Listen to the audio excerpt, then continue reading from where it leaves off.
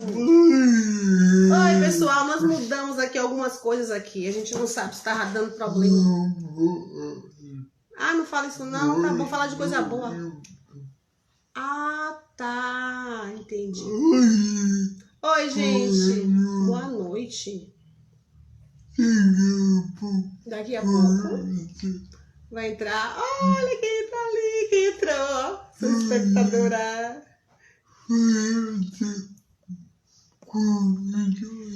Daqui a pouco vamos ter um convidado muito especial, não é? Agora vai, ele falou que agora vai.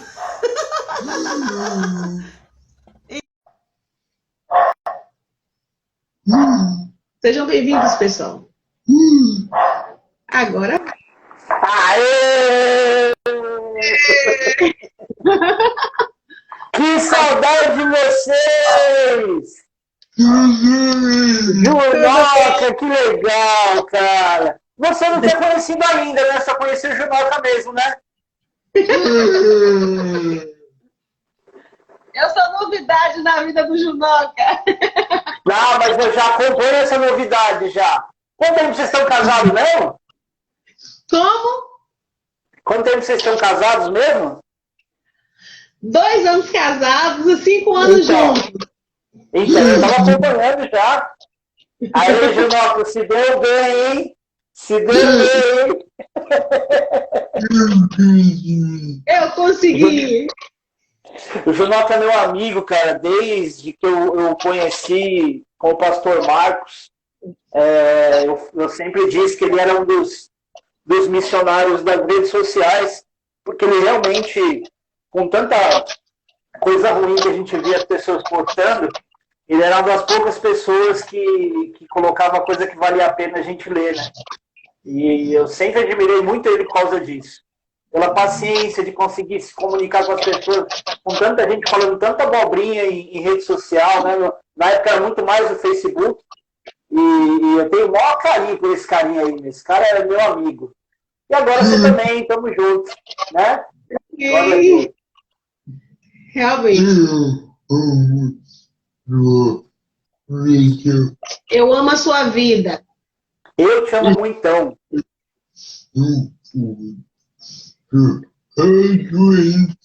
Eu lembro do culto de adolescentes da Batista. Que eu entrei de skate? Não. Qual? Ah, foi depois, foi lá na escola. Lembro. Que a gente trocou bastante ideia lá.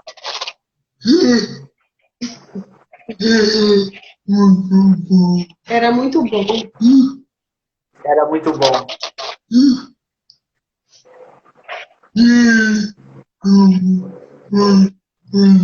E aí, como vai você? Antes de tudo, se apresenta. Então, meu nome é Rodrigo, mas os amigos íntimos que nem o Junoca, né, me conhecem como Foca, né, há muito tempo. Aí eu costumo brincar, melhor foca do que anda, então tá tudo certo, né? E eu fui uma da Bola de Neve, eu comentei a Bola de Neve, eu plantei a Igreja da Bola aí em Brasília, fiquei de 2007 até 2015. Aí eu vim para minha igreja de Mogi das Cruzes, aqui pertinho de São Paulo. E aí a gente estamos trabalhando, né, da maneira como a gente consegue agora, com esse momento, né? Então a gente está nessa correria. Ó, o pastor Vilma aí, tudo bom, pastor? Joia. Então, e aí estamos aí, né? E logo mais eu estou indo aí para Brasília, visitar vocês, a gente vai se ver. Eu pretendo ir lá para a igreja do Marcão, a gente está combinando isso, né? Vai levar esse livro que eu escrevi aqui, sobre ansiedade, depressão e tudo mais. E você, Junoca, quando é que você vai escrever seu livro, meu? Você tem muita história para contar, viu? Você tem muita informação para dar. Tem alguém escondido aqui atrás da porta. Minha esposa. Junoca, ó a Marcela aqui, ó. A Marcela acho que ela não foi no dia do culto. Ela não foi no dia daquele culto. E o Cris, vem cá, Cris, para o pessoal te conhecer. Esse é o Cris, meu filho. Olha como cresceu, olha como o tempo passa, Junoca. Eu lembrei deles, eu não ouvi, tudo bom? Eu conheço eles. É que eu entendi de Noca, é o Junoca. É o Junoca. Deus abençoe vocês. Amém. Vamos? Vai lá. E aí, gente, como é que estão as coisas? Junoca, eu falei dessa história do livro porque eu acredito que você tem muita informação para passar. Porque a forma de você acompanhar pastores e tudo mais me chama muita atenção, porque você está com uma ótica muito ampla, né? Você vê muito pastor, conhece muita gente, tudo. Eu acho que tem muita gente que gostaria de te ouvir, cara, de saber o que você pensa a respeito desse momento da igreja, o que você tem visto. Então, até eu sou um desses curiosos.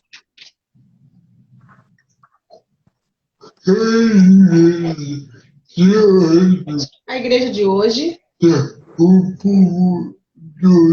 tá um pouco doida. Verdade. Ninguém sabe falar.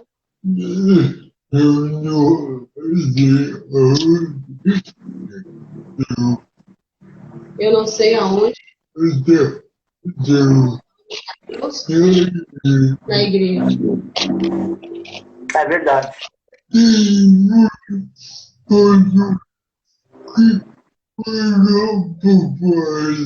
Tem muito pastor que prega bobagem.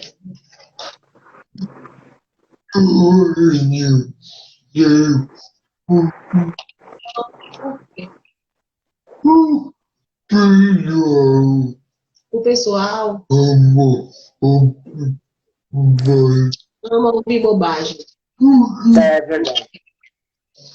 Tá, porque na verdade as bobagens que os pastores falam, ela deixa a pessoa sem ser confrontada.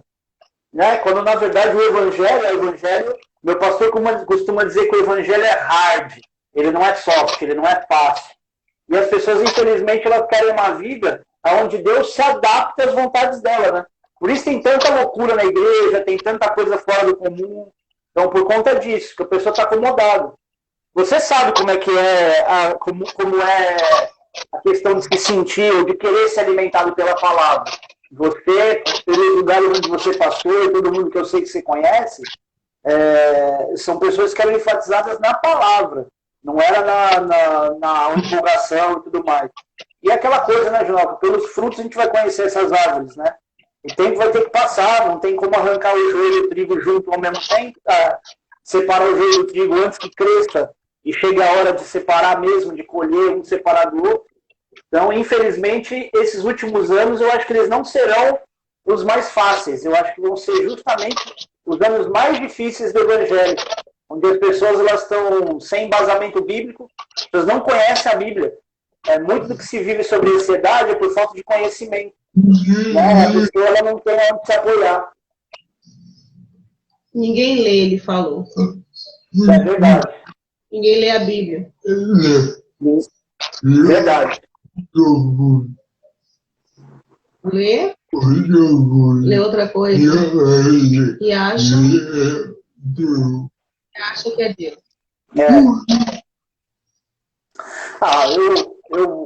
Biblicamente falando, Junoca, a gente sabe que nos últimos tempos o amor vai se esfriar. A ciência ela vai se multiplicar e o amor vai se esfriar. Então, parte desse amor, ele envolve inclusive o amor a Deus. Tanto o amor entre as pessoas quanto o amor a Deus. Então, com o amor frio, as pessoas ficam cada vez mais superficiais, mais interessadas em comprar, em consumir e se relacionar muito pouco. A pessoa ela se inclina muito mais a satisfazer os prazeres da carne do que a conhecer a Deus de verdade. Então, por isso que a nossa geração é uma geração tão vazia, tão sem propósito de nada, vive por osmose, né? Muito mais preocupada em satisfazer as vontades imediatas. É a geração, como é que chama? Geração miojo. Se você esquenta um pouquinho, já está pronto e já é. Ou geração micro-ondas, né? Nossa geração não sabe passar processos Por exemplo, você, que eu sei que você não é tão meninão também que nem eu, você já passou muitos processos na vida. E quanta coisa a gente não tem que saber lidar com os processos até se relacionar. Por exemplo, teu casamento, não é? O processo de conhecer, de se relacionar, né? O processo onde você descobriu que o Junão é um cara sensacional e tudo mais. Então, tudo é questão de processo. E as pessoas hoje elas não querem passar processo nenhum. Elas querem pegar a situação resolvida, pronta. Né? Então, é uma geração que não sabe viver confronto. Hoje, por exemplo, como pastores, não é para todo mundo, mas algumas pessoas que eu falo, que eu confronto, eu trago alguma exortação, embora a palavra exortação ela signifique encorajamento, as pessoas não entendem que elas têm que ser exortadas para poder crescer. E o povo não quer, as pessoas, não vou dizer o povo, mas muita gente não quer crescer. Porque no meio desse também tem uns que querem crescer, tem uns que não se conformam mais com a religiosidade, não querem viver isso e querem crescer, querem amadurecer. Só que a igreja precisa caminhar junto nesse amadurecimento. E eu acredito que essa fase que a gente está vivendo, ela contribui muito para isso. Por exemplo, o fato das pessoas saberem que tem uma possibilidade de morte iminente em relação a esse vírus. Por um lado, eu não concordo com o que o Lula falou na última agora, né? Dessa do monstro que foi criado. Mas eu acho que sim, existe uma parte boa nessa história, que é fazer as pessoas entenderem como a nossa vida é vulnerável, como a gente tem que buscar satisfação em Deus mesmo. Apóstolo Paulo diz que se a nossa alegria em Cristo ela consiste em ser feliz no tempo presente, então nós somos as pessoas mais infelizes do mundo. Então, é justamente essa inversão de valor que a gente está vivendo hoje. E, na verdade, eu não acredito que vai melhorar. Eu acho que vai ter um avivamento, acho não, né? É bíblico que esse avivamento venha, mas não acho que vai ser uma melhora de igreja, vai se tornar de uma hora para outra muito saudável. Eu acho que ela vai frutificar onde houver espaço para a palavra, onde as pessoas se amadurecerem, começar a buscar, e ser humilde também, né? Para poder servir, porque se a gente não serve ninguém, também não ganha ninguém, né?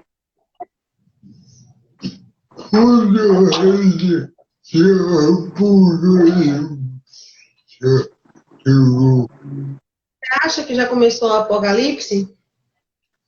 Eu acho que sim, a gente está no princípio, eu acho que está na fase de princípio das dores. Por quê? A gente não começou a ser perseguido ainda. A perseguição mesmo, ela não começou. Mas algumas das questões que sinalizam o fim dos tempos, além dos sinais, né, que a gente está acostumado a ver, a gente fala de comportamento, a gente fala do nível de promiscuidade do ser humano, ele é muito semelhante ao que você via em época de Sodoma e Gomorra, na época de Noé, né? Então a gente está vivendo situações cada vez piores. Então, Deus sempre cria as interrupções justamente em momentos como esse. Mas o que para mim mais enfatiza essa questão é a apostasia. Isso é o que mais me preocupa. O que mais a gente tem visto são pessoas desigrejando com muita facilidade. E o problema não é exclusivamente ser desigrejado. Tem gente que é desigrejado por uma questão, sei lá, logística. Não consegue estar perto de nenhum lugar e tudo. Mas tem gente que escolhe não ter comunhão com ninguém. E esse é um problema que eu encontro, porque a igreja ela vai se lixar. A Bíblia fala que, assim como o ferro afia o ferro, o irmão afia o outro. Então a gente vai estar lá o tempo todo em atrito. A igreja é isso. Porque as pessoas não querem conviver com isso, e ao passo que elas vão saindo desse convívio com a igreja, elas vão esfriando na fé. Então a apostasia, esse esfriamento, para mim é o mais sério. O problema não é a gente estar vivendo as afrontas do inimigo nos dias de hoje. O problema é o crente que está esfriando. O crente que já não quer pagar preço de nada, não quer renunciar a nada, não abre mão de nada. Ele quer sempre adaptar a Bíblia às vontades dele. Não estou nem dizendo sobre as questões mais doutrinárias, tipo, é pecado beber, não sei o quê. Não é disso que eu estou falando. Mas, de uma maneira geral, a gente está vendo muita gente relativizando a graça e a palavra de Deus para viver a vida do jeito que ela quer. Sem prazer de renunciar a nada. Então, eu acredito que a gente está começando a viver essa fase, sim. Eu acho que a tendência não é melhorar, mas é frutificar no meio do deserto, onde a gente vê muita dificuldade, mas, ao mesmo tempo, a gente sabe que a igreja ela foi chamada para um avivamento e eu acredito que ele vem. Ele ainda não veio, mas ele tá, eu acho que ele está perto.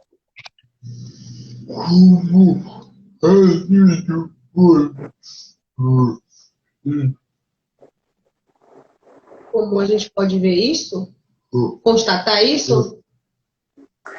Tá, então, parte disso é pelo que você tem pregado. Muita gente, se você olhar hoje, eu não posso ser irresponsável e dizer que todos os pastores emergentes estão sendo assim. Mas se você olhar muitos pastores hoje que criaram uma proeminência diante das pessoas, o evangelho que ele prega é um evangelho muito conveniente. Ou ele é conveniente por causa do dinheiro, porque se atrai pessoas para ser abençoado. E não tem problema ser abençoado, mas você falar só disso, imaginar que bênção de Deus é só dinheiro, cara, tá errado. E a outra questão é, onde Deus começa, onde as pessoas começam a ser super valorizadas diante de Deus, como se Deus ele tivesse na condição de servo do ser humano. Ele não está.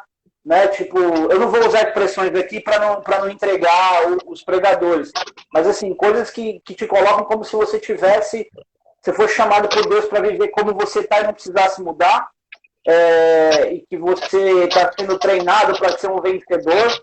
E eu não tenho nada contra coaching, mas eu acho que ao mesmo tempo a gente precisa saber diferenciar a imperfeição do cristão como ser humano, né, dos objetivos de Deus para ele.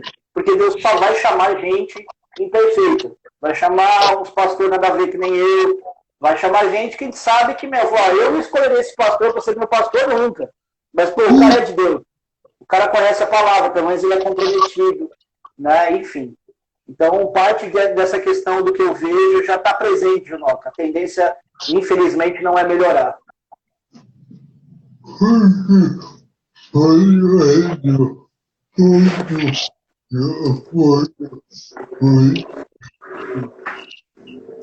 Você acha que os pastores que apoiam coisas erradas, como o que eu acho do pastor o quê? O que você acha de pastores que apoiam coisas erradas, como gay? Caso gay?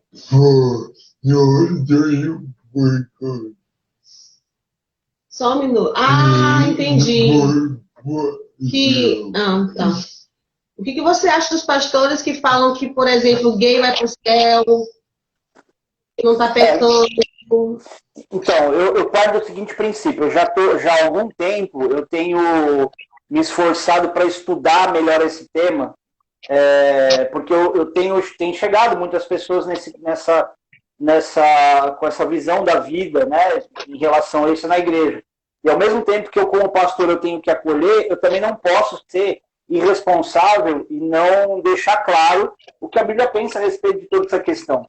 A questão, ela se difere, ela se divide em dois pontos. Uma delas é amar. Amar é nossa obrigação e responsabilidade. E a outra é fazer a pessoa entender que todo ser humano tem as suas renúncias de carne. Todo ser humano tem. Eu tenho. Vocês casados também têm. Minha esposa tem. Todo mundo vai ter. Então, assim, a nossa vida ela tem que ser uma vida de renúncia. Então, a partir do momento que um pastor ele está só dizendo para a pessoa que, tipo, não, tudo bem, Deus te ama assim, ele está indo contra justamente aquilo que a própria Bíblia ensina a gente a viver, a se confrontar. O próprio apóstolo Paulo dizia, por isso eu esmurro o meu corpo, eu reduzo a escravidão, para que tenha pregado a outros não venha a ser desqualificado. Ou seja, ele estava lá esmurrando a carne. Isso significa que ele não está querendo que a carne vença. Ele fala, o bem que eu quero fazer isso eu não faço, mas o mal que eu não quero fazer isso eu faço, porque o espírito milita contra a carne contra o espírito. A pessoa, quando se converte, ela não deixa de ter lutas contra a carne. Ela vai entender cada vez mais que ela tem que lutar contra a carne. Então não é uma questão de, eu sou assim, eu penso assim. Não, é carne. Se a Bíblia estivesse me dizendo para fazer coisas contrárias ao que eu vivo hoje, eu teria que renunciar. Se a Bíblia dissesse, não, para você ser pastor, você realmente tem que ser solteiro e não vai se casar nunca. Tudo bem, se eu quiser realmente fazer e dizer que eu sou cristão baseado nisso, dentro da minha função, eu teria que abrir mão. Então, a Bíblia vai trazer para a gente renúncias da carne. Mas dizer que alguém vai para o inferno é uma coisa que não dá para dizer.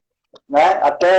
Eu vou até falar um negócio que eu até ver quem está aqui na live, para eu não falar coisas que depois eu comprometo as pessoas. A depressão e a ansiedade, ela tem levado muita gente a se suicidar. Só que a Bíblia diz que os homicidas entrarão no reino dos céus. Mas quando eu falar de homicida, não falo, não é a mesma coisa do suicida. Então, a gente fala, o suicídio não vai dar o reino dos céus. Cara, não, a Bíblia diz homicida. Homicida é aquele que comete o suicídio, o homicídio contra si mesmo, mas não é a mesma característica do homicida. Mas quando você fala que quem comete suicídio vai para o inferno, você está colocando um peso sobre a pessoa que às vezes não é o que vai acontecer. Por exemplo, quantas pessoas se suicidaram, né, ao longo do tempo aí, e depois o médico ia fazer uma análise legista, via lá o cara que se enforcou, o cara com a unha tentando arrancar a corda. O que isso significa? O cara se arrependeu, mas na hora de colocar lá no documento, o que vão colocar? A causa da morte, suicídio. E aí um monte de crente diz, você suicídio, você não vai para o céu. Não, o problema é que a gente não pode pregar o outro extremo. De não pode se matar, tá tudo certo. Então o que falta na gente é equilíbrio. Não é nem dizer que o suicida vai para o inferno e nem garantir que ele não vá para o inferno, porque ele se suicida, mas andar em equilíbrio. Porque tem mistérios que Deus só vai deixar de conhecer quando chegar no céu. Então não dá para ficar pregando verdades absolutas e confundindo o povo. Então agora é o momento da gente cuidar uns dos outros, da gente renunciar à nossa própria carne. E quando você fala sobre essa questão de pastores que relativizam tudo, são aqueles que aceitam tudo, é tranquilo, continua fazendo isso, faz aquilo. Não, se a gente vive a prática de situações que afastam a gente de Deus, que é o próprio pecado, a gente tem que saber que se a gente não renunciar a isso, a gente vai estar distante de Deus. Isso envolve diversas questões. Não só a questão sexual, mas a questão comportamental como um todo. Então o pastor que está fazendo isso, ele está errando. Se o pastor não está pregando os espinhos além do cheiro da rosa, ele está errando nisso. E vai ser cobrado diante de Deus. É isso mesmo. Isso é muito perigoso. O pessoal acredita nele e acha que vai para o céu. O cristão, ele geralmente, infelizmente, ele se apoia só no pastor. Esse é o problema. Ele só se apoia só no que o pastor diz. Eu costumo dizer para as pessoas também na igreja que é importante que não é só porque eu estou dizendo, que ela conheça a palavra para poder ver se o que eu estou dizendo é uma verdade de acordo com a palavra ou não. E a gente vê tanta heresia, cara, tanto absurdo, né? Eu vejo algumas postagens que você coloca e tudo. A gente vê tanto absurdo que a gente percebe que o povo só tropeça, só cai porque não conhece a palavra mesmo. E depende só do que o pastor vai dizer. É nessa hora que as pessoas elas começam a colocar o nome de Jesus debaixo da autoridade de um homem só, que é o pastor. E está errado. O nome de Jesus ele está aí para poder ser usufruído, na verdade, vivido por todo mundo. E não para você transferir para o pastor. Pastor, era por mim. Pastor, não sei o que lá. O pastor isso aqui disse isso, então tudo certo. Não. Ou você tem que ter convicção daquilo que você conhece, que você vê, ou não adianta você se apoiar e confiar só no pastor. A Bíblia também diz, né? Maldito o homem que confia no homem e faz da carne mortal o seu braço. Isso serve muito para a gente nos dias de hoje. Maldito o homem que confia no homem, que confia no pastor e faz do pastor o seu braço. Né? Estou parafraseando aí. Então isso é perigosíssimo. Tem muita gente que acha que o pastor é de Deus. E às vezes ele não. Às vezes ele o quê?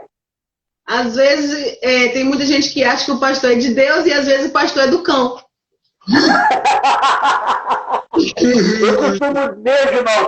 Eu costumo dizer que eu sou o cão do pastor, o cão pastor.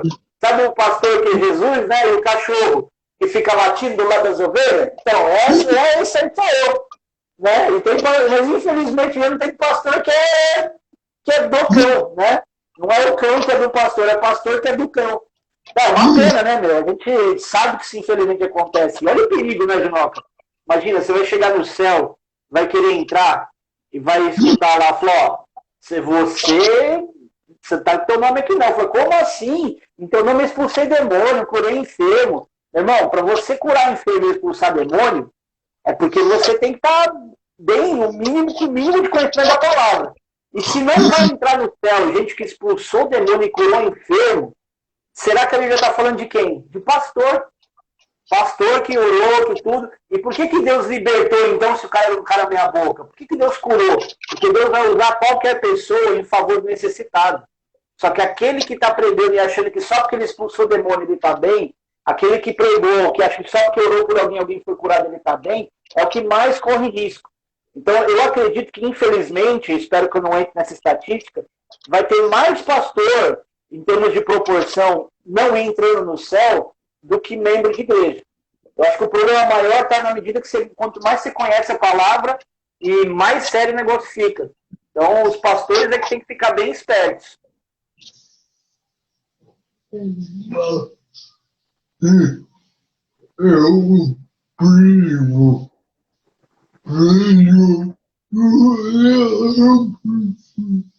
É um perigo, o pessoal não. E acredita em tudo. Qualquer papagaiada. A Bíblia é a mãe de toda a heresia. Ao mesmo. Porque dela se partem as distorções, né? As pessoas distorcem a janela, né? Ô, Junoca, por isso que eu falo, cara, que eu acredito que você devesse, já que você se comunica tanto com as pessoas e por rede social, eu acho que valeria muito a pena você escrever mesmo. Tem muita gente que talvez, olhando para a tua história de vida, de superação e tudo, precisaria te ouvir, porque a despeito de tudo aquilo que você viu na igreja, você não apostou toda a fé, muito pelo contrário.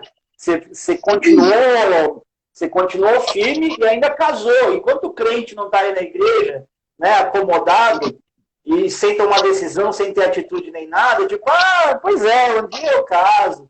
E olha você aí. Eu acompanhei a história de vocês, né, muito pelo Facebook, eu vi as fotos e tudo.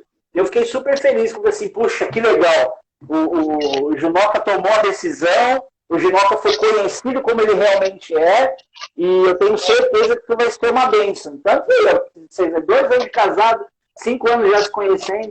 Então, eu acredito mesmo, Junoca, que a gente precisa dar referência para as pessoas. E mais uma vez eu insisto, eu acredito que você tem que escrever um livro contando não apenas o seu testemunho, não apenas o que você vive hoje, mas a sua visão sobre a questão da igreja e o porquê que você persevera. E eu até teria um título para te dar. O que vi da vida na igreja. Então, tem muita coisa que eu acho que você pode começar a compilar aí. Você tem muita informação. Você pode falar dos comportamentos pastorais, você pode falar da ótica da palavra, você pode falar sobre evangelismo. Cara, você é um posto de informação. Então, por isso que quando a gente se encontrou aquela vez, a gente trocou tanta ideia, porque eu já tinha percebido quem era você, cara. Falei, pô, esse Junoca não tá de brincadeira não, meu. Né? Então, eu boto muita fé nisso. E agora você tem aí uma super ajudadora do seu lado, para você poder fazer conhecida todas as informações que Deus tem te dado ao longo desse tempo, cara. Você é frutífero, Junoca.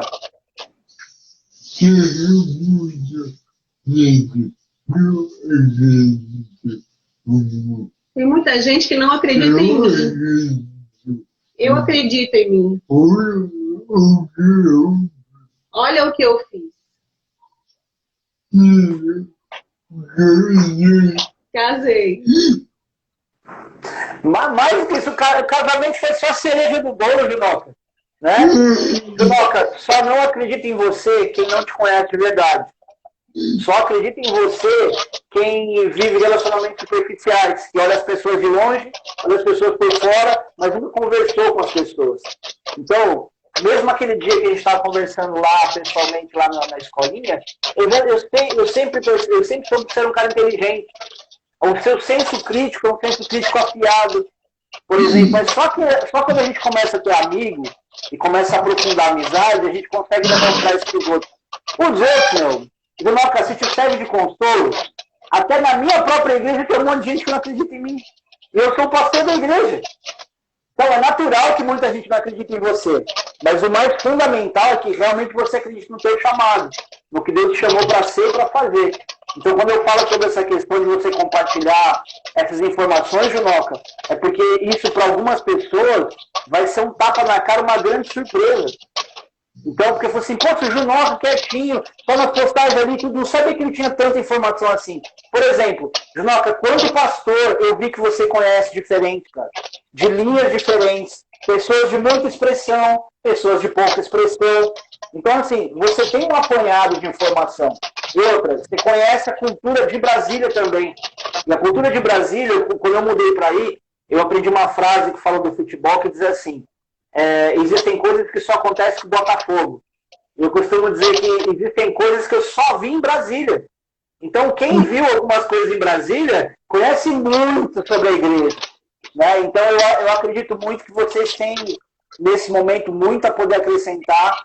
Eu acho que vocês dois juntos, inclusive, poderiam se manifestar nisso. Né? O Junoca eu tenho acompanhado há mais tempo, mas agora a Digníssima estou conhecendo mais pessoalmente agora. Né? Mas eu estou muito feliz por ver vocês frutificando, por ver a maneira como vocês têm lidado com toda essa realidade cristã. Por exemplo, exatamente agora, vocês estão atentos a fazer uma live para que pessoas possam ter informação com pessoas que ou vocês confiem ou que ao mesmo tempo vocês deixem complementar o que vocês estão vivendo.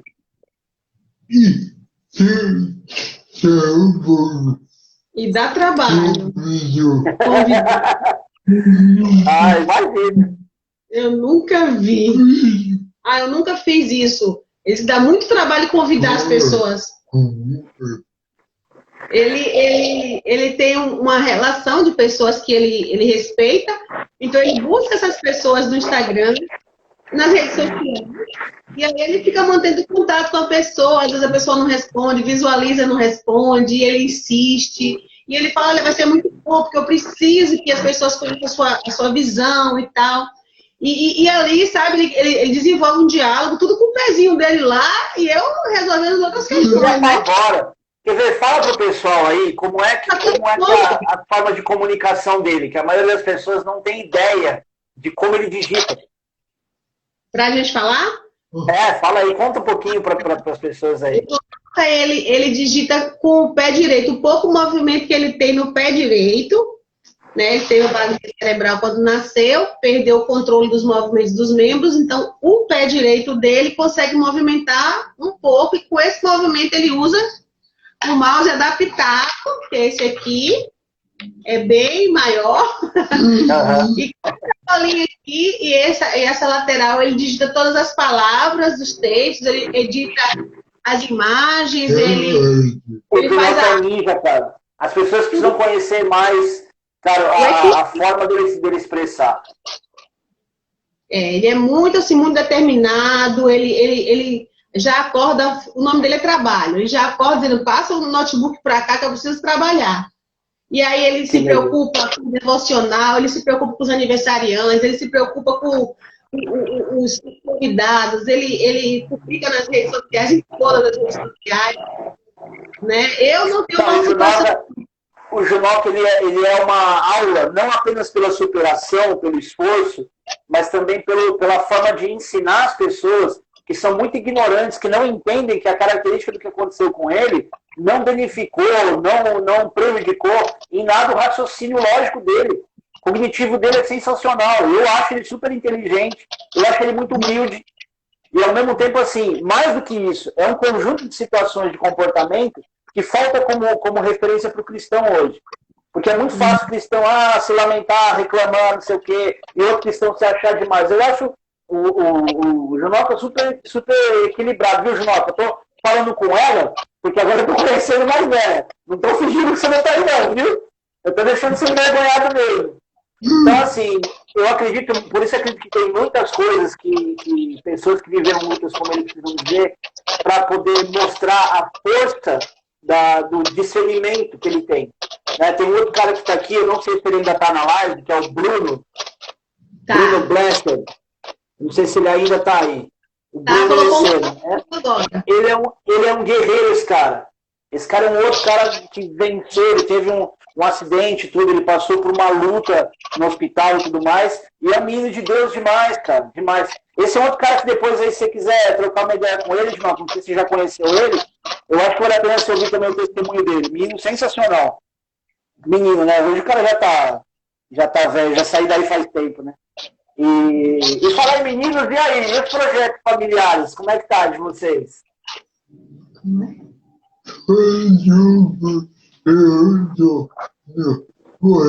Tudo bem, eu tô na Bahia. Ah, você tá na Bahia? Eu casei e mudei. Ah, você tá morando na Bahia, porque você está passeando na Bahia, cara. Não acredito. Eu sou baiana, já morava aqui, né? E aí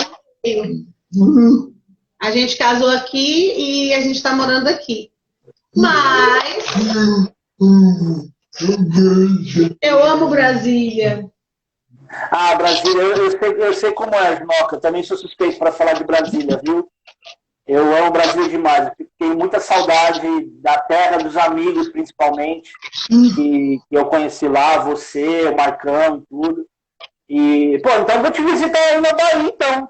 Eu tenho amigo. Que cidade que vocês estão? Nós estamos no sul da Bahia, em Itabuna. Itabuna! Itabuna perto de Ilhéus. Perto de Ilhéus, não. Vizinho, coladinho. Tem Itabuna, Ilhéus e pra frente Itacaré, né? É. Eu passei minha lua de mel em Ilhéus. Foi?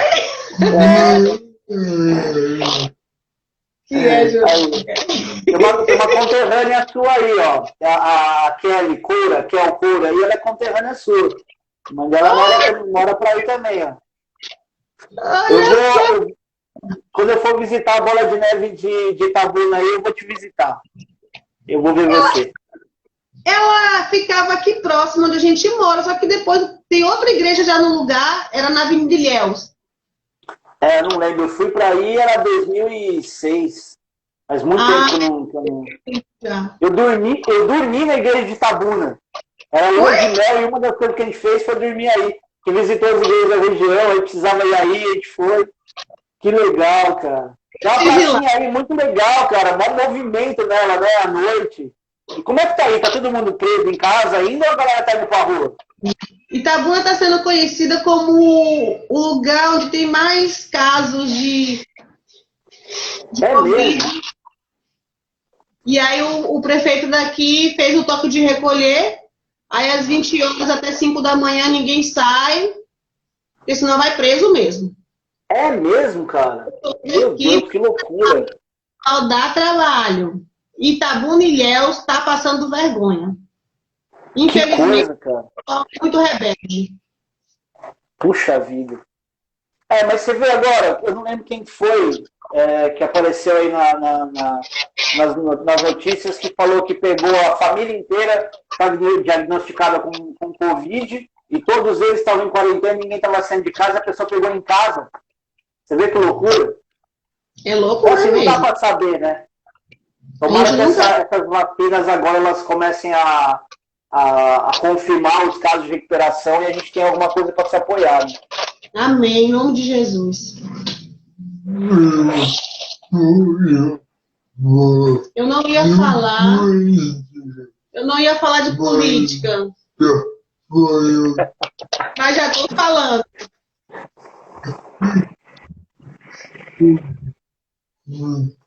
É uma pouca vergonha.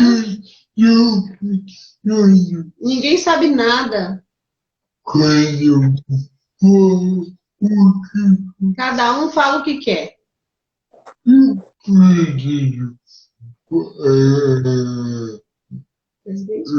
E o presidente fica... eu vejo isso acontecer aqui em São Paulo. A gente está com uma luta assim também. O governador, ele tá... Você tem uma ideia que o negócio está tão fora do comum que os caras estão soldando, de soldar mesmo as portas de ferro de estabelecimento comercial para os caras não abrirem. Então, assim, a gente não teve muito caso de prisão, assim, mas exortação de praia já não pode mesmo. É só que assim, tá ficando cada dia mais ridículo. Então, esse lockdown aí que estão querendo colocar, por exemplo, rodízio de carro. Antes, em São Paulo, estava rodando assim, dia par, placa com final par, dia ímpar, placa com final ímpar. Só que aí isso aí obrigava todo mundo a usar transporte público. Então, de uma hora para outra, as pessoas paravam de usar carro e todo mundo tinha que usar trem, metrô e ônibus. Então, a contaminação, ela naturalmente acabava sendo maior. Então, assim, eles não sabem o que fazer. Ninguém tem muita ideia do que tem que ser feito. E mesmo a questão de decretos e tudo mais, cada cidade reage de um jeito. Tem cidade que eles não deixam fazer culto presencial. Tem cidade que deixa. Tem cidade, por exemplo, Maringá no Paraná, já voltou até os shoppings a abrir. Agora, vai em outro lugar, não tem nem outro lugar aberto. Shopping aqui, eu estou com shopping há mais de 60 dias fechado aqui também. Então, assim, é muito daquilo que o governo, e isso eu percebi que é verdade mesmo, é muito baseado naquilo que o governador de cada estado decide fazer e na liberdade que alguns prefeitos têm para fazer. Depois você entra lá e procura sobre Maringá. Maringá tem um monte de coisa que voltou, cara, no Paraná. Um monte de cidade do Paraná, o governador está super flexível a isso. Então, assim, infelizmente, a gente é um povo dividido. Né? A gente não é uma nação só. Né? A gente é quase cabeçado uma nação. Por isso que a gente está sofrendo com isso. É terrível. Daqui a pouco é Natal. As pessoas queriam tanto que emendasse logo do carnaval para o Natal. É exatamente o que está acontecendo agora. Deus, palavra tem poder.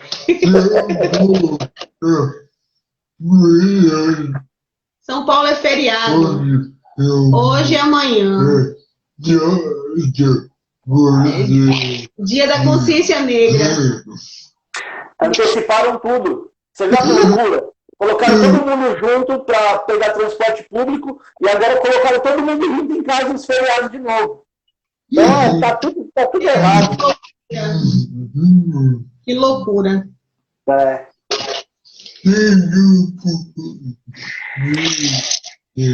Daqui a pouco o pessoal tá falando Feliz Natal. E já tá combinando passar o ano novo já. Onde vamos passar o ano novo? Aniversário e tudo. É triste.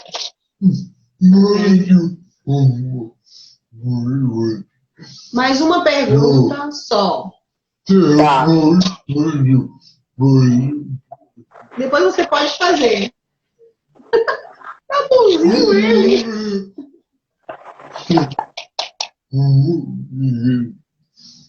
Como é ter uma igreja?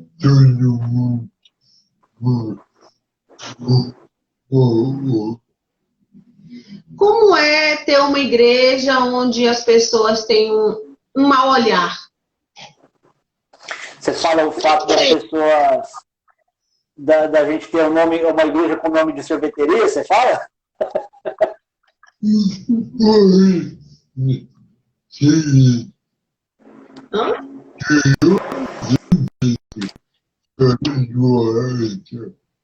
Hã? Cheio de gente tatuada. Cara, isso é muito legal, porque quando a gente começou, a gente não tinha ideia muito bem de tudo que ia acontecer. A gente só queria evangelizar os nossos amigos.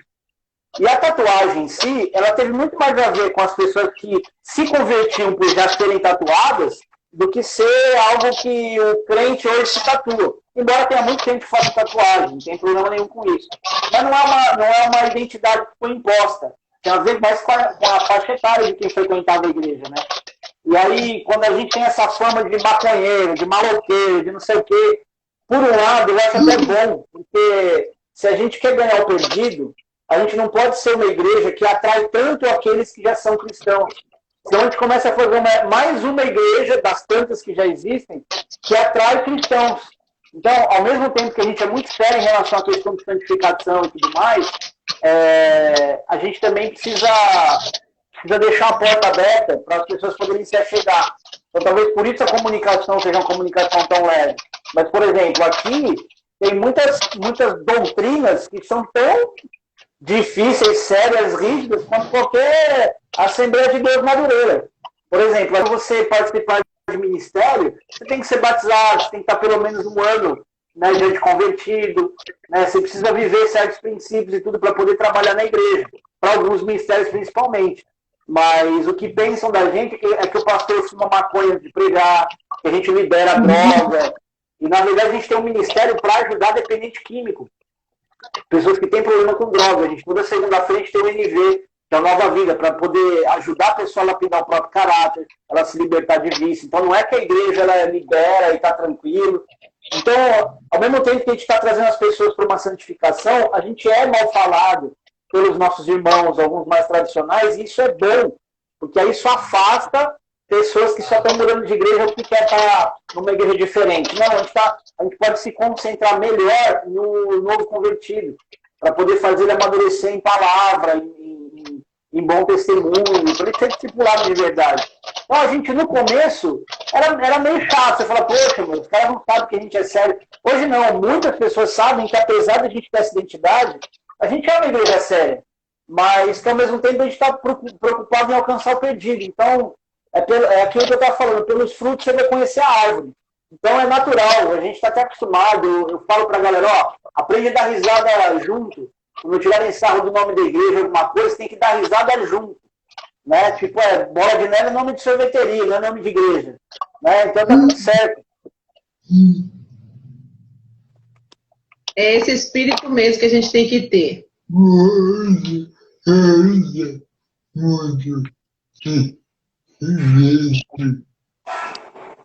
Acha?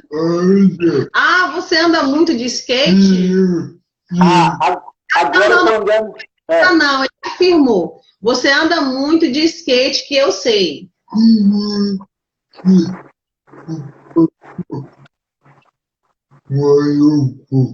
Como é ser um pastor maluco? As minhas ovelhas aqui do livro podem dizer melhor. Mas eu já tô menos maluco, viu, Ginaldo? Porque assim, ó, quando eu mudei para Brasília, eu tive que parar de competir.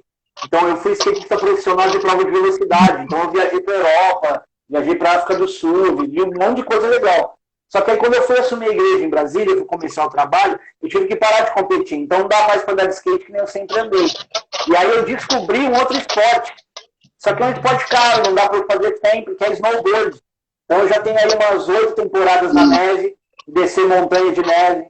Então eu já fui mais maluco, viu, Vinoca? Agora eu tô mais pai de família, mais bonzinho, né? Tô mais na minha aqui, mais quietinho. Mas de vez em quando eu ando. Agora tô desesperado de vontade de andar. E as estradas estão vazias, que é a minha modalidade de estrada, velocidade, era a hora certa para andar, mas, né, vai que eu vou preso. Ô, Vilma, eu voltaria, viu, para Brasília, mas com o pé nas costas, fácil. Saudade dessa terra, das pessoas.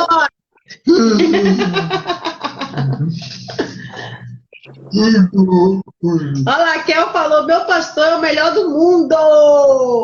A Kelly é uma querida, meu. Kelly, minha filhota. Essa minha é a minha mais engraçada aqui da igreja, ela é aqui da igreja. Figura, pensa na minha engraçada, cara. Carinhosa, inteligente. Ela é minha relações públicas aqui da igreja. Por isso que eu sou conterrânea. Menos nada, menos.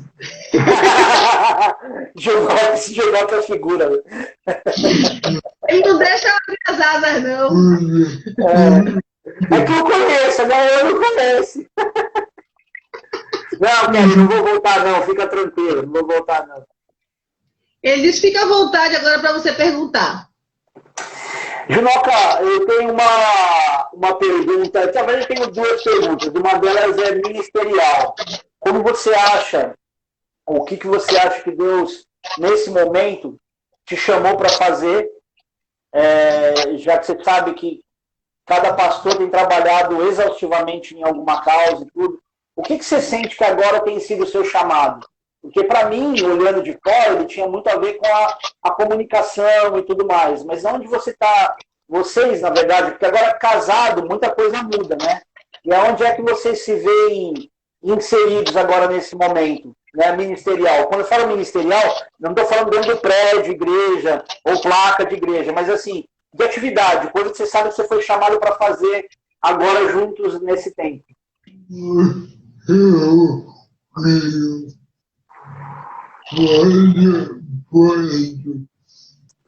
Eu queria fazer palestras com o meu testemunho. Na Bahia, eu tentei. Ninguém quis. Na verdade, aqui em Itabuna, posso falar? A gente chega assim, a gente deu de cara com a barreira da questão da placa. É preciso que você tenha uma placa para te representar ou para assumir os riscos. Então, se você está aliado a ministério nenhum, você não é de Deus. Não dá para deixar de ser, usar os púlpitos da minha igreja. Ainda que você tenha uma vida, você tenha frutos, né, dignos de arrependimento, frutos que mostram que você é um verdadeiro cristão, frutos de amor, não serve. Já em Itacaré, em Ilhéus, a gente teve oportunidades, né? Ainda na época do namoro, o Junoca vinha para a Bahia e ele achava esse espaço, ele era convidado, na verdade. Quando alguém se deparava com ele, dizia assim, olha, eu preciso levar você na minha igreja. A gente tinha a oportunidade de glorificar a Deus, né? A vida do Junoca. E aí, mas aqui foi muito difícil. A gente não... Ele disse, eu preciso trabalhar. Aí fomos passear em Brasília, chegando lá, ele teve a oportunidade. Estranho, mas foi exatamente aqui na minha cidade.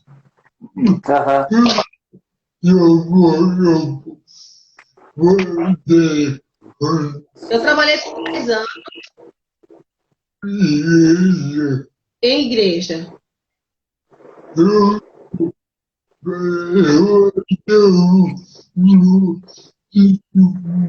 Eu dava o meu testemunho. Uma vez por mês. Isso era maravilhoso.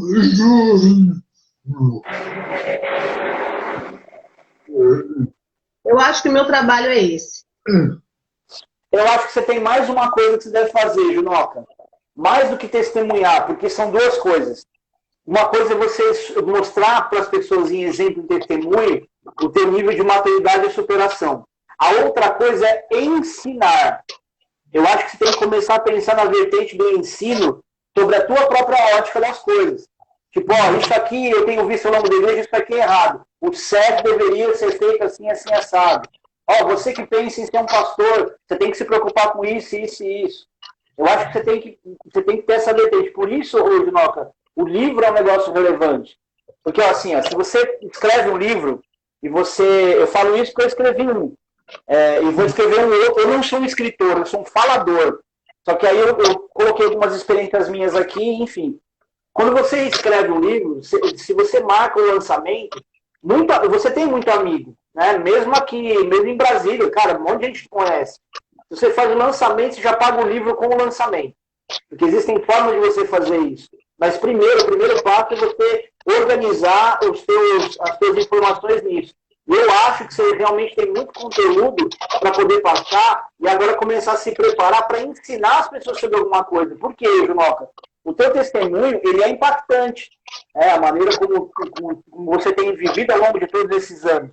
Mas eu acho que a tua ótica sobre isso, ela é capaz de ensinar muitas pessoas. Eu acho que é nesse ponto do ensino que você pode ter tanta produtividade naquilo que é escrita do seu livro, e dando para as pessoas algum material e que você pode, inclusive, comercializar isso.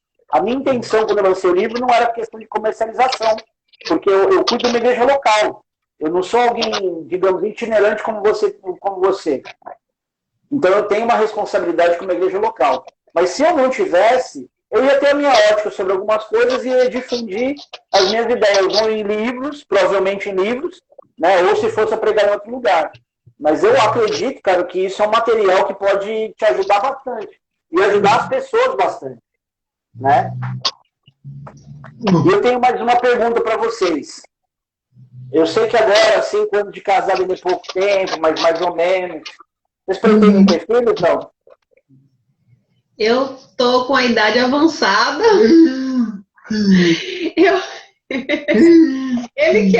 Ele quer uma menininha, ainda escolhe o sexo ainda. É audacioso, viu? O negócio dele com Deus é diferente. Tá certo. Adota, meu. Adota. Mas, eu tô no planejamento aí. A madre tá aberta aí, ó. A madre tá aberta. Ele treina todo dia. Pronto, falei. Boa. Isso aí. É isso aí. Tem que dar exemplo mesmo. Tá certo. Mas ainda não aconteceu. Eu falei para ele, cada vez que a resposta chega negativa, né? Aí eu falei, não foi dessa vez. Aí ele fala assim, o que o senhor tá querendo comigo, Deus? Vai pedindo para Deus se ele quer que de repente vocês adotem. Eu estou pensando bem na possibilidade também de adotar. É isso mesmo. É isso mesmo. Falei com ele umas 2 vezes sobre isso, né? Que eu acredito que existe algo ainda que a gente precisa fazer antes que uma criança venha, né? Eu sinto assim, algo ministerial mesmo, algo que a gente precisa, sabe? Que seja só nós dois. Sim. Né? Sim. E depois o aquietar, né? A gente não sabe como é que Deus vai fazer assim, o que vai acontecer no amanhã. A gente depende muito de Deus, graças a Deus, né? Mas a gente acredita assim, que se a gente pudesse escolher, seria dessa maneira. A gente teria o nosso trabalho, né? Aquilo que a gente precisa realmente realizar em Deus, e depois o neném, depois o filho adotado. Eu penso assim, né? Mas o importante é ter plano. Não pode deixar de ter plano. Apressado. Você sabe bem. Boa, Junoca, isso aí. Junoca, ó, agora programa isso aí, cara. Até o Bruno que tá ouvindo aí, a mãe dele deu uma dica pra ele sobre isso. Ó, vê aí, Bruno. Caiu pra você também, Brunão.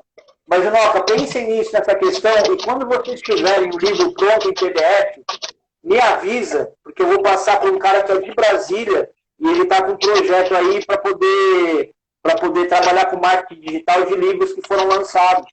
E e-book, você não gasta dinheiro para você lançar. Você coloca o livro no Amazon da vida, em qualquer outro lugar, o livro e-book para a pessoa ler no tablet, ler no celular.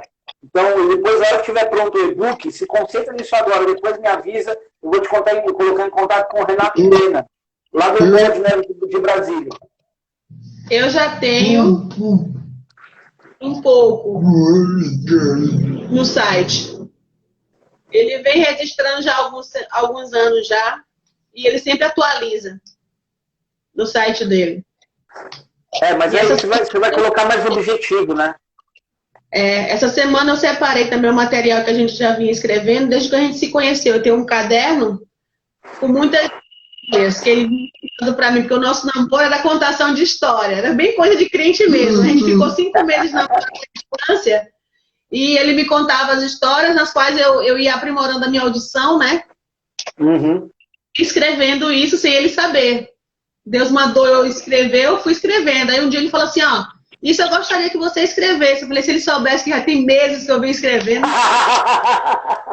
Boa. Essa grossura assim, ó.